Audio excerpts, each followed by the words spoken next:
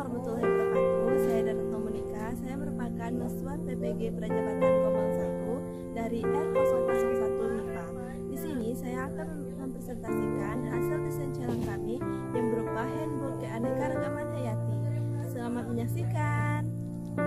Di sini saya akan menjelaskan mengenai penerapan desain thinking dalam proses pembelajaran, terutama dalam permasalahan yang dialami oleh peserta didik. Dalam kehidupan, kita seringkali menemui berbagai macam permasalahan. Nah, salah satu permasalahan tersebut terdapat pada bidang pendidikan. Sebagai seorang pendidik, tak jarang masalah yang ditemukan tersebut berasal dalam proses pembelajaran, baik itu dari pendidik maupun dari peserta didik. Sehingga nantinya permasalahan tersebut dapat mengganggu proses dan tujuan pembelajaran. Salah satu cara yang dapat digunakan untuk menyelesaikan permasalahan tersebut adalah dengan menggunakan desain thinking, di mana desain thinking ini terdapat beberapa tahap dalam prosesnya. Nah, untuk tahap pertama merupakan tahap empati, di mana pada tahap empati ini kami melakukan wawancara kepada peserta didik kelas 10 fase 8 dengan tujuan untuk menggali dan mengetahui informasi apa saja permasalahan yang dirasakan atau dialami oleh peserta didik. Nah, setelah kami melakukan wawancara, kami mengetahui bahwa permasalahan utama yang dialami oleh peserta didik adalah di mana guru dalam mengajar tersebut menggunakan gaya belajar yang monoton serta media pembelajaran yang kurang menarik dalam berbentuk video, sehingga membuat peserta didik kesulitan dalam memahami materi, terutama materi keanekaragaman hayati pada pelajaran berikutnya. Setelah melakukan fase 4 dan menemukan permasalahan, selanjutnya kami memasuki fase define. Pada fase define ini dilakukan dengan membentuk desain challenge atau yang biasa disebut dengan merumuskan tujuan permasalahan.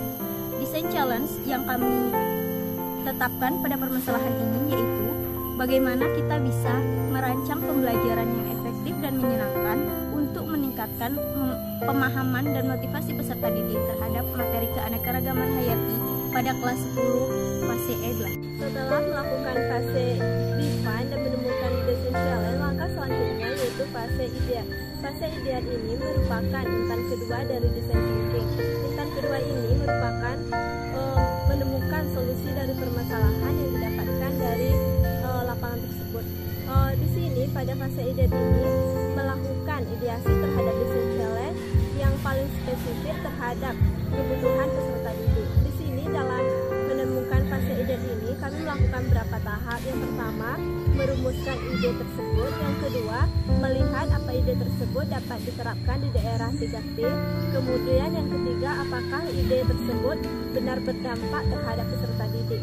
Berdasarkan ide tersebut kami memilih salah satu ide yang paling berdampak, yaitu solusinya pendidik melakukan proses pembelajaran di luar kelas dengan menggunakan media pembelajaran berbasis kontekstual.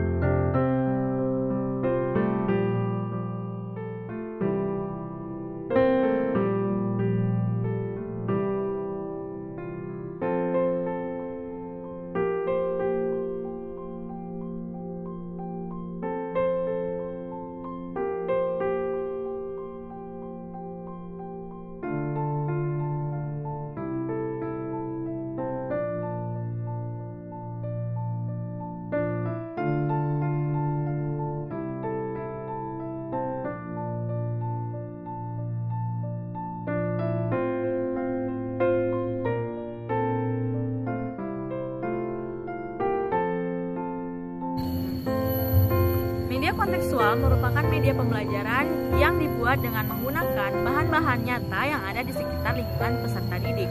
Pada kesempatan kali ini, kami merancang media kontekstual berupa handbook keanekaragaman hayati berbasis kontekstual, yang dimana handbook ini menggunakan bahan-bahan ekonomis yang mudah didapatkan oleh peserta didik. Sehingga dapat dikatakan bahwa handbook ini bersifat ekonomis dan mudah dibuat.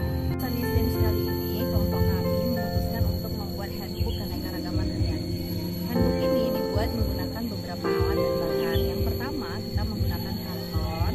Kemudian yang kedua, kita menggunakan kertas HVS berwarna putih. Lalu ada plastik, ada sticky notes untuk membuat klasifikasinya. Nah, bahan yang paling penting yang kita gunakan di sini adalah yaitu berupa tanaman bunga. Awal-awal membuatnya, bunga ini kita ambil, kemudian kita semprotkan menggunakan alkohol, kemudian kita taruh di kertas HVS, lalu dijemur beberapa menit agar media bunga ini cepat kering. Bisa juga kita menggunakan alat bantu berupa kita setrika terlebih dahulu beberapa saat. Setrikanya pelan-pelan saja, hanya ditekan-tekan, hanya untuk sampai dia mengering seperti gambar ini. Nah, ini salah satu contoh dari keanekaragaman tingkat gen yang kami buat, yaitu contohnya menggunakan bunga mawar. Jadi peserta didik akan mampu membedakan keanekaragaman hayati tingkat gen, yaitu membedakan ini sama-sama bunga mawar, tapi ada bunga mawar warna putih dan ada juga bunga mawar yang berwarna biru. Kemudian selain keanekaragaman hayati tingkat gen, ada juga keanekaragaman hayati tingkat spesies. Nah, spesies ini kami juga menggunakan dua jenis bunga. Untuk keanekaragaman hayati tingkat spesies, kami menggunakan sama-sama jenis tanaman bunga. Namun bedanya di sini ada bunga mawar dan ada juga bunga kembang sepatu. Nah, dengan melihat ini, peserta didik diharapkan mampu membedakan tingkat keanekaragaman hayati yaitu tingkat spesies sama-sama bunga, tetapi bunganya berbeda jenisnya. Adapun manfaat dan kelebihan dari media pembelajaran ini adalah yang pertama, itu mampu memudahkan peserta didik untuk memahami materi keanekaragaman hayati, baik keanekaragaman hayati tingkat gen maupun tingkat spesies. Yang kedua, itu meningkatkan ketertarikan dan motivasi belajar peserta didik karena media pembelajaran berbasis kontekstual. Kemudian untuk kelebihannya, yang pertama dapat dibuat dengan mudah karena memanfaatkan bahan dari sekitar sekolah mereka. Kemudian untuk anggaran tidak menggunakan anggaran yang terlalu besar, bahkan bisa tidak menggunakan anggaran sama sekali jika media ini dibuat menggunakan barang-barang bekas yang sudah tidak digunakan seperti kertas dan kardus bekas. Yang terakhir, media ini sangat cocok untuk diterapkan di sekolah tempat saya PPL karena mampu menjawab desain challenge yang sudah kami temukan. Kemudian juga bisa diterapkan